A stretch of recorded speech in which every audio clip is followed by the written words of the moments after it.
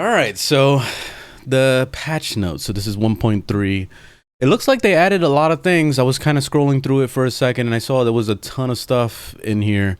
But it's been pretty interesting seeing Reddit already kind of like reacting to this, because CD Projekt Red has been like doing this weird hyping of every single patch that they come out with. And this is another one where it took them several days for them to put down an actual patch notes. The biggest thing that everybody was kind of like mixed reaction about is this right here, the minimap zoom. So they adjusted it so that you can actually see the road that's going to be coming instead of totally missing it and crashing into a wall or something because you weren't paying attention properly. So at least they were able to fix that. But you know what's the sad part about CD Projekt Red fixing that and taking nearly 8 months to do this? Whereas modders already did this like within the first week of the game, you know, being out. It's super sad to even see that. Obviously, they had a lot of work cut out for them, like too much work cut out for them. Then they try to blame COVID all the time, because every company now blames COVID for every single thing that goes wrong. Because this is the easiest thing to do. It's like, oh, yeah, you know, our prices went up dramatically, inflation, and guess what? COVID. Oh, we can't develop the thing fast enough, so COVID. Just to blame everything on COVID. That's pretty much what's happened with every single company. And CD Projekt Red is another one of those that's going through that. But you know what the real problem is here with CD Projekt Red? Is that they moved a majority of their team from Cyberpunk over to their new games that are going to be coming out, like The Witcher 4. So like, of course they're going to be behind. You know, of course it's going to take forever for DLCs to come out and all these stuff, because they pretty much gave up on Cyberpunk. They know that shit was a failure.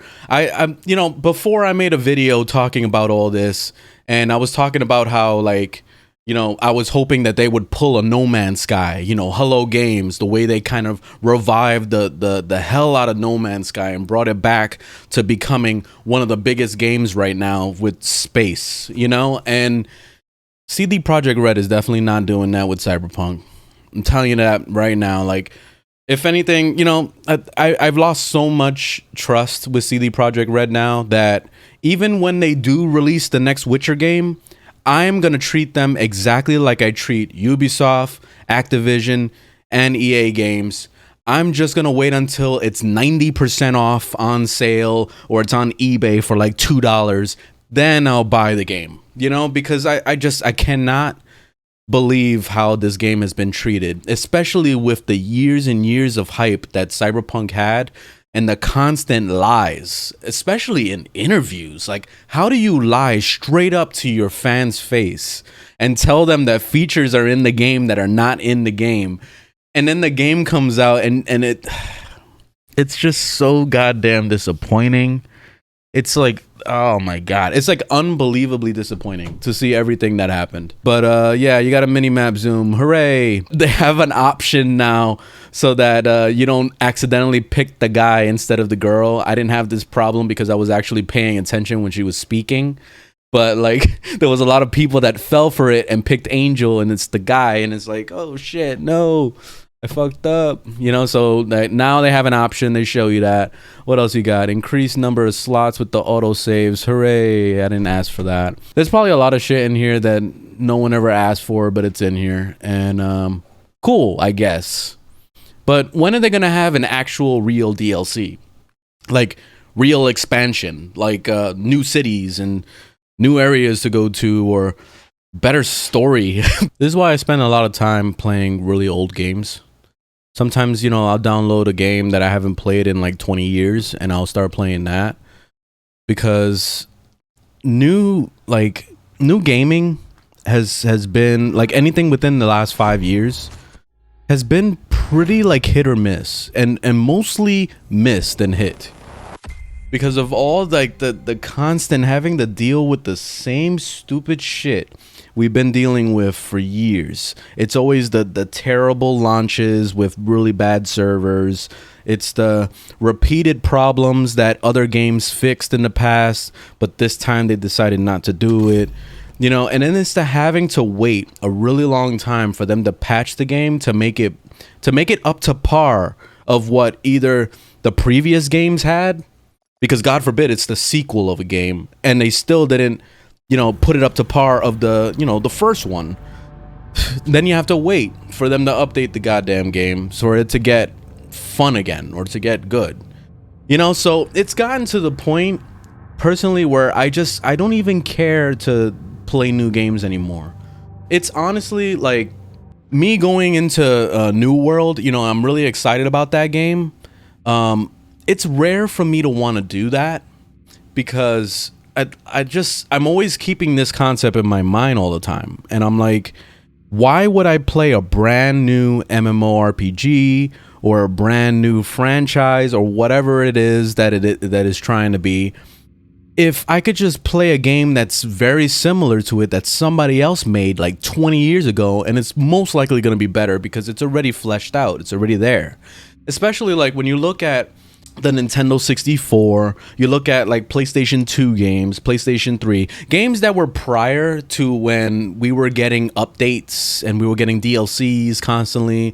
You know, there was no way to update the Nintendo 64. You know what I mean? There was no way to download a patch to fix Mario 64. You know what I mean? And that's where the concept Miyamoto came up with, was the whole, you know, launching a game early is, I forgot what he said exactly. It was like launching a game early is bad, but delaying it could be forever good or some shit like that. I don't know. I don't remember what he said. Something like that.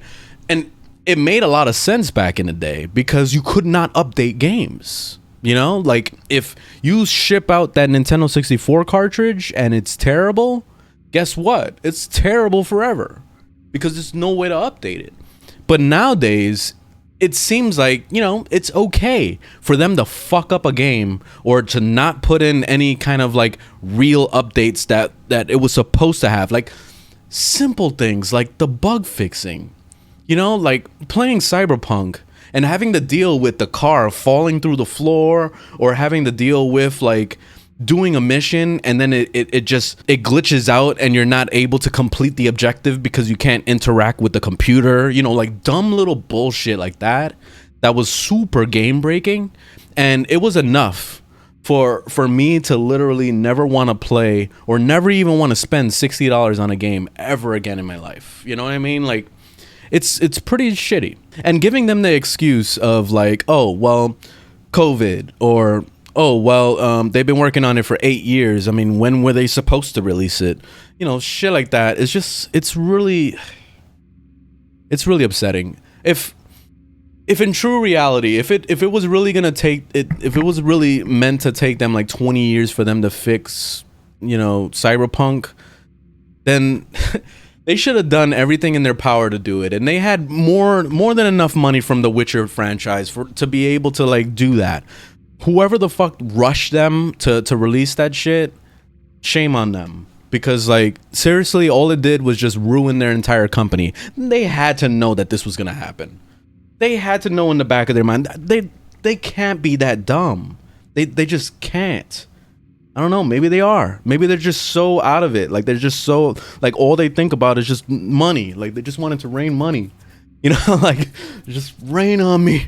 That they just forget that, you know, having a shitty product is going to be the downfall of your entire business. You know, like that should be the first thing in your mind. Like if I was a game developer, which I would love to have my own game development company eventually. I would love that. That would be like, that's my goal, actually. My biggest goal is to open up my own so that I could make some of the best games I've ever imagined in my mind.